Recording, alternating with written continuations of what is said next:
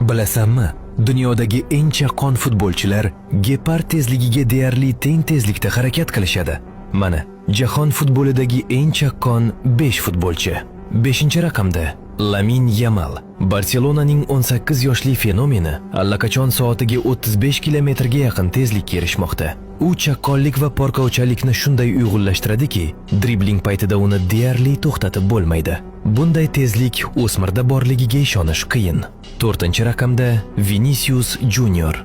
Bu Real Madridning braziliyalik qanot hujumchisi shunchaki tez emas. Uning birinchi qadami hayratlanarli darajada tez. U soatiga 36 kilometr maksimal tezlikka erishgan va bu halokatli ilk shiddat ko'pincha himoyachilarni nima bo'lganini bilmasdan ortda qoldiradi.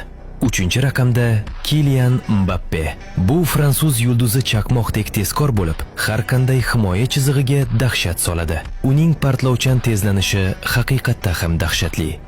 U rasmiy o'yinda soatiga 38 kilometr maksimal tezlikda qayd etilgan. Shuning uchun ham u sayyoradagi eng xavfli o'yinchilardan biri sifatida e'tirof etiladi.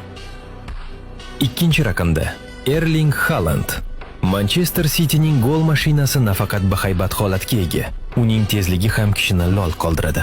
U Chempionlar Ligasi o'yinida soatiga 39 kilometr tezlikda yugurgani qayd etilgan. Agar bunday kuch, quvvat va tezlikni bir paketga birlashtirsangiz, siz asosan harakatlanuvchi tankni ko'rasiz. Va 1-raqamda ularning eng tezkorlari. Zamonaviy futbolning tezlik chegaralarini doim buzib kelayotgan inson. Bu tezlik shaytoni kim deb o'ylaysiz?